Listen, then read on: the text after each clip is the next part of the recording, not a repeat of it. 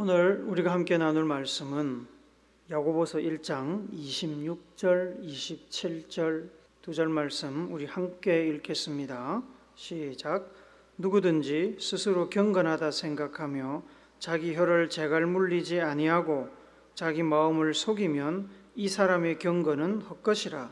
하나님 아버지 앞에서 정결하고 더러움이 없는 경건은 곧 고아와 과부를 그 환난 중에 돌아보고 또 자기를 지켜 세속에 물들지 아니하는 그것이니라.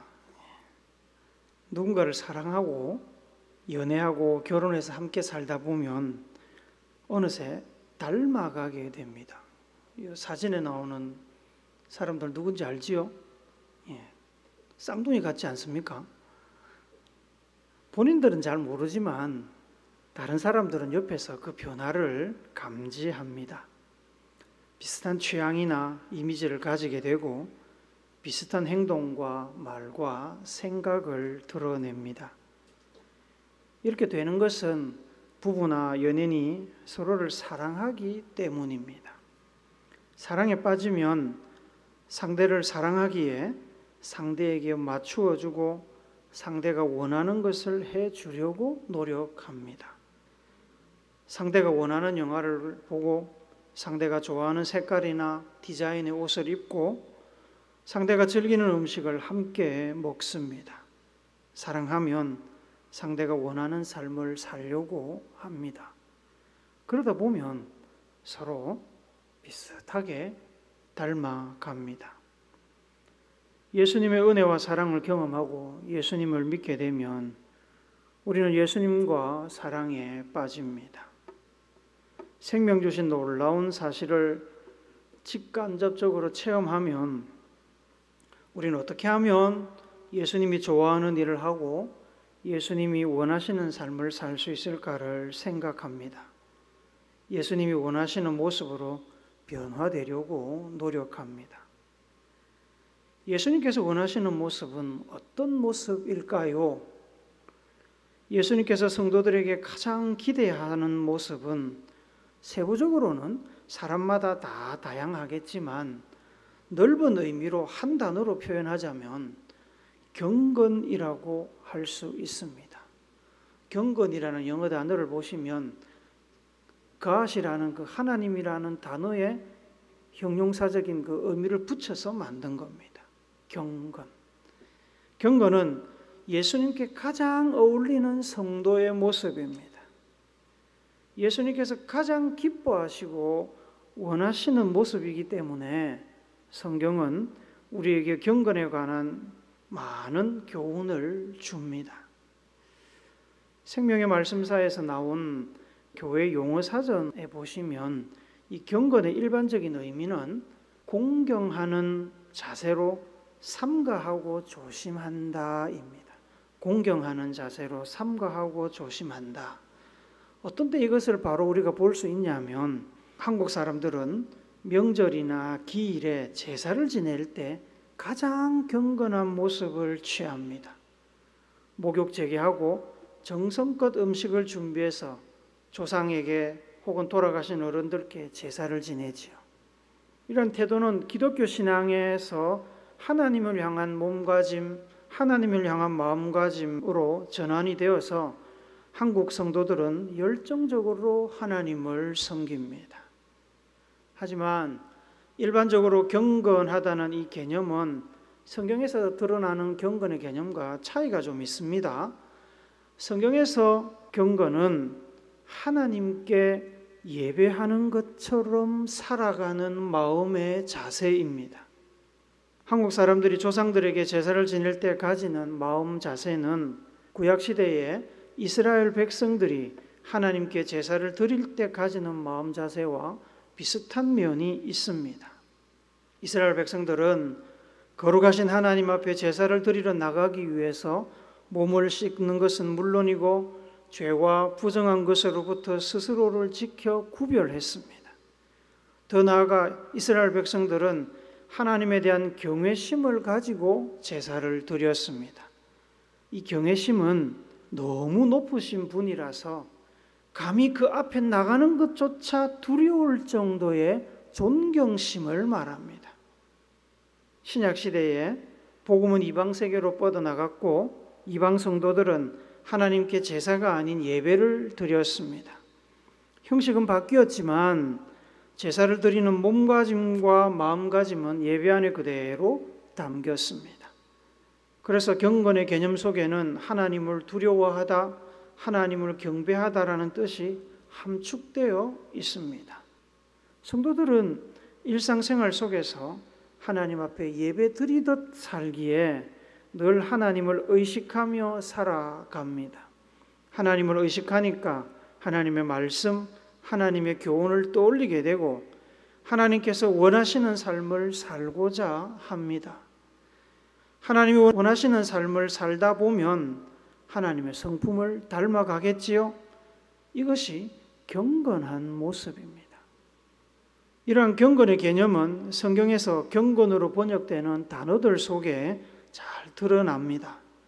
경건으로 번역되는 단어들 중에 히브리어 하시드라는 단어가 있습니다. 이 하시드는 하나님의 사랑을 가리키는 헤세드와 연관이 있습니다. 히브리어는 자음 글자잖아요. 모음은 훗날에 붙인 겁니다. 하시드와 헤세드는 자음이 똑같습니다. 하시드는 다른 사람에게 자비와 사랑을 베푸는 삶을 가리킵니다. 또 경건으로 번역되는 헬라어 유세베스는 예배를 드리는 행위를 가리키는 단어입니다. 유세베스는 일상에서 하나님께 예배 드리듯 마치 하나님 앞에 있는 것처럼 사는 삶의 자세를 말합니다. 일반적으로 우리가 알고 있는 코람데오의 삶과 같은 개념이죠. 경건으로 번역되는 다른 단어 드레스케이아가 있습니다. 이 드레스케이아는 열심 있는 열정적인 이란 뜻을 가진 드레스코스에서 파생된 단어입니다. 하나님을 열정적으로 사랑하니까 일상생활 속에서의 세속적인 욕망으로부터 자기를 지키고 적극적으로 말씀에 순종하고자 노력하는 자세입니다. 이 모든 것이 경건의 개념 안에 다 포함이 되어 있습니다. 하나님께서 하나님을 사랑하여 하나님을 닮으려고 하는 경건한 성도들을 기뻐하시는 것은 당연한 일이겠지요. 사랑하는 연인이 여러분이 좋아하는 행동을 하고 여러분이 좋아하는 외모를 꾸미고 여러분이 좋아하는 음식을 만들어주면 여러분 당연히 기뻐하지 않습니까? 하나님께서는 경건한 성도들을 기뻐하시고 복을 주십니다. 하나님께서 경건한 사람에게 주시는 복은 우선 경건한 사람을 환난과 시험 중에서 구원해 주십니다. 베드로후서 2장 5절 말씀을 세 번역으로 우리 읽어봅시다. 시작. 그는 또 옛 세계를 아까워하지 않으시고 경건하지 않은 자들의 세계를 홍수로 덮으셨습니다. 그때 그는 정의를 부르짖던 사람인 노아와 그 가족 7사람만을 살려주셨습니다. 경건한 노아와 그 가정을 살려주셨습니다. 또한 경건한 사람은 저 세상뿐만 아니라 이 세상, 이 땅에서도 생명을 약속받습니다. 살아있는데 무슨 생명을 또 약속받습니까? 생명력 있는 삶을 약속받습니다. 디모데전서 4장 8절 말씀도 세번역 성경으로 읽어봅시다. 시작. 몸의 훈련은 약간의 유익이 있으나 경건 훈련은 모든 면에 유익하니 이 세상과 장차올 세상의 생명을 약속해 줍니다. 경건하지 못한 사람은 반대로 하나님으로부터 죄인이라는 판결을 받게 됩니다. 유다서 1장 15절 말씀 같이 읽습니다. 시작. 이는 무사람을 심판하사 모든 경건하지 않은 자가 경건하지 않게 행한 모든 경건하지 않은 일과 또 경건하지 않은 죄인들이 주를 거슬러 한 모든 완악한 말로 말미암아 그들을 정죄하려 하심이라 하였느니라. 정죄한다는 말은 죄인이라고 죄가 있다고 판결한다는 뜻입니다. 그리고 결국에 경건하지 못한 사람은 영원한 멸망에 이르게 됩니다. 베드로후서 3장 7절 말씀 세번역 성경으로 읽습니다. 시작. 그러나 지금 있는 하늘과 땅도 불사르기 위하여 그 동일한 말씀으로 보존되고 있으며 경건하지 못한 자들이 심판을 받아 멸망을 당할 날까지 유지됩니다. 이 하늘과 땅, 이 자연이 경건하지 못한 사람들이 심판을 받아 멸망당할 때까지만 보존이 된다는 겁니다. 야고보서는 성도들이 말씀을 듣는 데서 그치지 말고 들은 말씀을 순종하여 실천하는 것이 너무너무 중요하고 그래야 살아있는 신앙이라고 당부하면서 경건한 사람이 실천해야 되는 세 가지 중요한 현실적인 덕목을 조언하고 있습니다. 먼저 말씀하시는 것은 혀, 입술, 곧 말을 절제하라는 것입니다. 26절 한 번 더 읽읍시다. 오늘 본문 시작.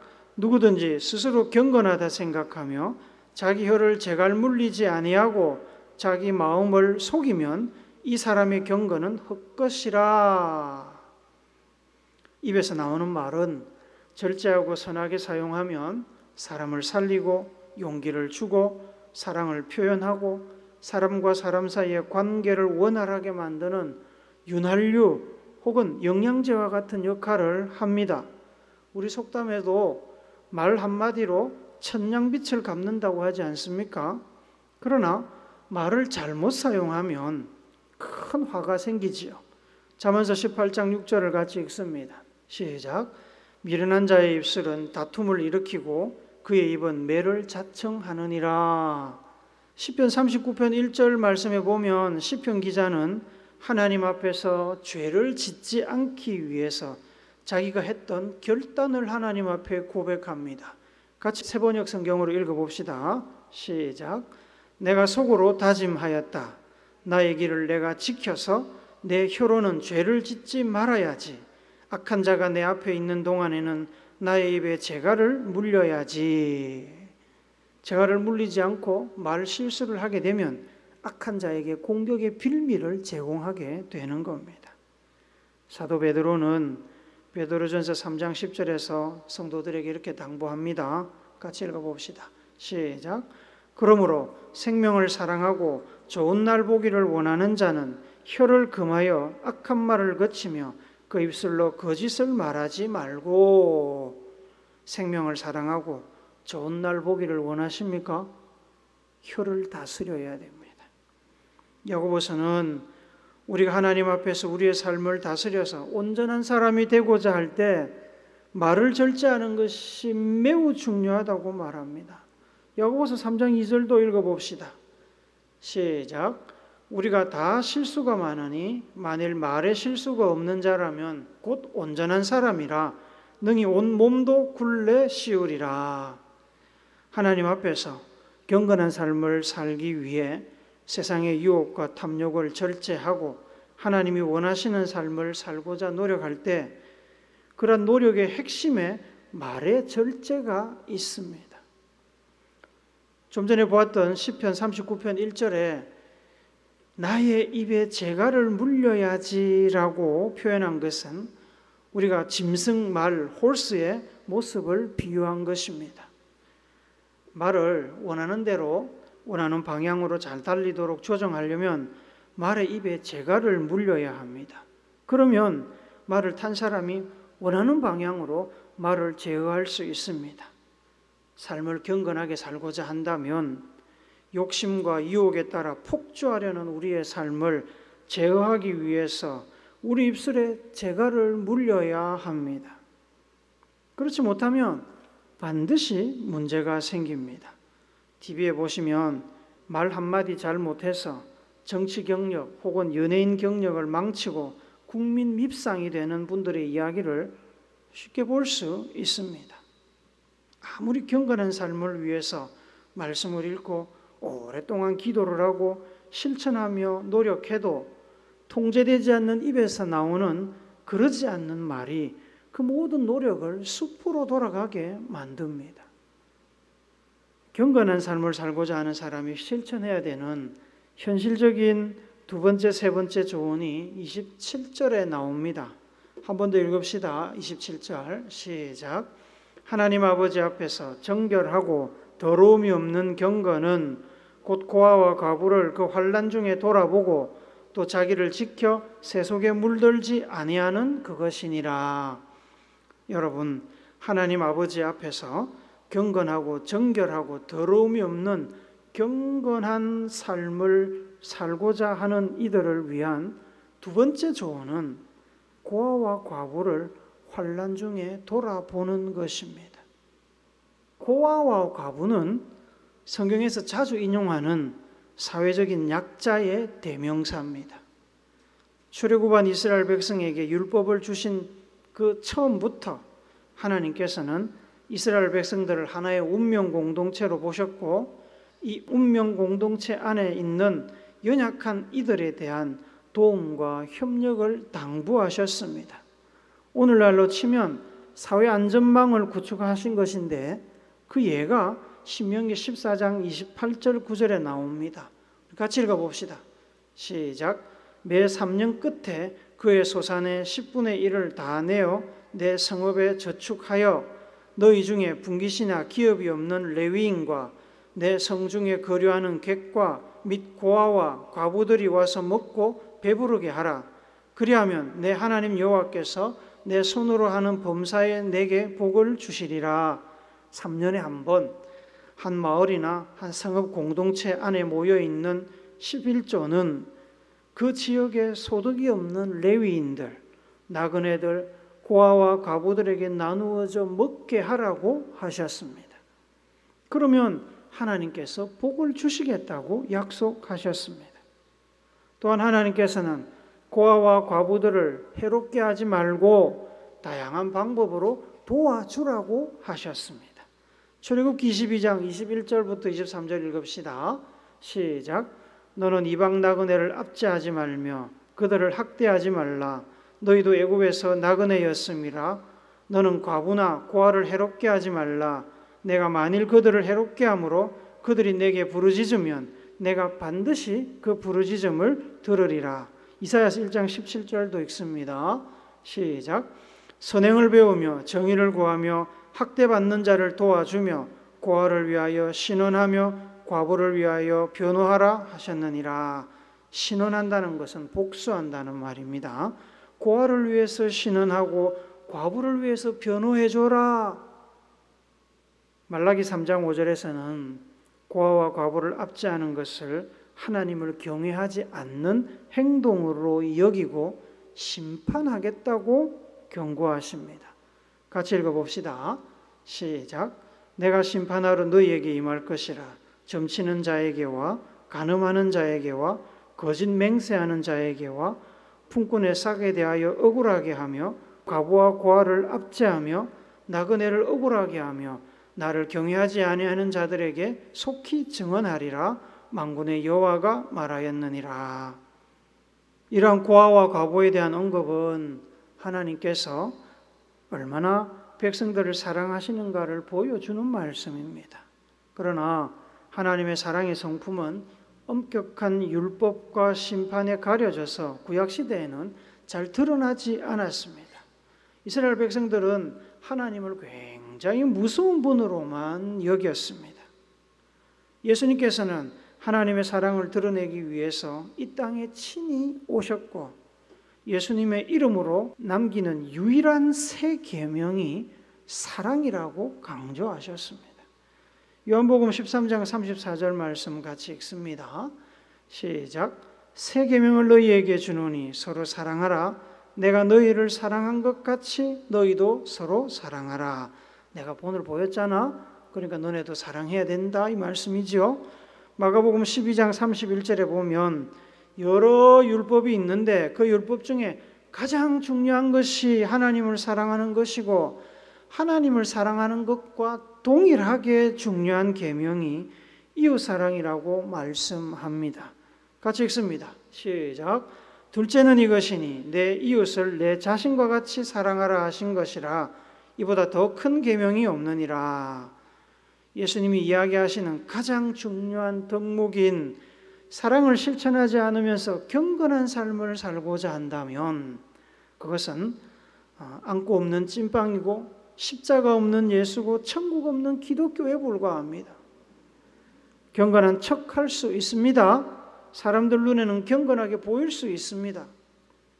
하지만 하나님 아버지 앞에서 정결하고 더러움이 없는 경건은 아닙니다. 경건한 삶을 살고자 하는 이들을 위한 세 번째 현실적인 조언은 삶을 통해 예수님의 가르침과 가치를 지키고 세상의 가르침과 가치에 물들지 말라는 것입니다. 또 자기를 지켜 세속에 물들지 아니하는 그것이니라. 우리가 천국에 살고 있다면 우리는 세상의 가르침과 가치에 흔들리거나 넘어지거나 물들 것을 걱정할 필요가 없습니다. 하지만 우리는 아직 이 땅에 있고 앞으로도 상당 기간 이 땅에서 살아야 됩니다. 우리는 죄의 유혹, 세상의 쾌락과 즐거움의 유혹, 세상의 가치와 가르침에 영향을 받지 않을 수 없습니다. 자기를 지켜 세속에 물들지 말라는 말씀은 마치 물속에 있으면서 물에 젖지 않도록 하라는 것과 똑같은 말씀입니다. 물속에 있는데 물에 젖지 않을 방법이 있을까요? 있습니다. 그죠? 물이 우리 옷과 몸에 스며들어오는 것을 막으면 됩니다. 물론 답은 간단하지만 실제로는 간단하지 않습니다. 옷과 몸이 물속에 계속 노출되어 있으면 어떻게 됩니까? 일단 저체온증에 빠집니다. 저체온증에 빠지면 잘못하면 죽습니다. 물에 젖은 몸이 부어서 피부가 탄력을 잃고 나중에 부패하게 됩니다. 우리는 입과 코로만 숨을 쉬는 것이 아닙니다. 피부로도 숨을 쉬어야 됩니다. 물속에 있으면 몸이 숨을 쉬지 못하게 되고 몸속에 산소가 부족해집니다. 옷과 몸이 물에 젖는 것을 방지하려면 방수가 되고 체온을 유지하는 옷을 입어야 됩니다. 그런 옷, 세상에 물들지 않고 우리를 지켜줄 수 있는 영적인 잠수복을 뭐라고 그러느냐? 분별력이라고 부릅니다. 예수님의 가르침과 가치와 세상의 가르침과 가치가 다른 것을 분별할 수 있어야 되고 우리의 마음과 생각과 연약한 믿음의 틈 사이로 비집고 들어오는 이 세속적인 것들을 걸러낼 수 있어야 됩니다. 세상의 가치와 가르침이 모두 나쁜 것은 아닙니다. 하나님이 만드신 세상이지 않습니까? 하나님의 형상이, 하나님의 특징이, 성품이 담겨 있습니다. 그 속에 있는 나쁜 것들을 걸러내야 됩니다. 마치 정수기나 공기청정기의 필터와 같은 역할을 하는 것이 분별력입니다. 요한일서 4장 1절 말씀 읽어봅시다. 시작. 사랑하는 자들아, 영을 다 믿지 말고 오직 영들이 하나님께 속하였나 분별하라. 많은 거짓 선지자가 세상에 나왔습니다. 로마서 12장 2절도 같이 읽습니다. 시작. 너희는 이 세대를 본받지 말고 오직 마음을 새롭게 함으로 변화를 받아 하나님의 선하시고 기뻐하시고 온전하신 뜻이 무엇인지 분별하도록 하라. 분별해야, 분별력이 있어야 이 세상에서 경건한 삶을 살 수 있습니다. 사랑하는 성도 여러분, 여러분은 예수님을 사랑하시지요? 사랑하신다면 예수님이 원하시는 삶을 살고자 할 것입니다. 예수님이 원하시는 것은 우리가 예수님을 닮은 삶을 사는 겁니다. 닮았다는 표현을 우리는 붕어빵 같다고 이야기합니다. 예수님을 닮은 붕어빵 같은 삶이 곧 경건입니다. 예수님의 붕어빵 같은 삶을 땅에서 사는 일은 쉬운 일이 결코 아닙니다. 어렵습니다. 어떠한 사랑도 사랑하는 사람을 위해 기쁘게 하는 희생과 헌신도 쉬워서 하는 것이 아니지요. 어렵지만 사랑하기 때문에 기꺼이 기쁘게 하는 것입니다. 예수님께서 여러분과 저를 사랑하셔서 자기 목숨을 십자가 위에서 희생하시고 부활의 첫 열매가 되셨습니다. 우리가 아직 그분의 이름조차 모를 때 예수님께서는 자기 생명을 우리에게 주셨습니다. 그 은혜, 그 사랑에 감사하며 예수님이 기뻐하시는 거룩한 삶, 경건한 삶, 예수님을 닮은 삶을 사시기를 축복합니다.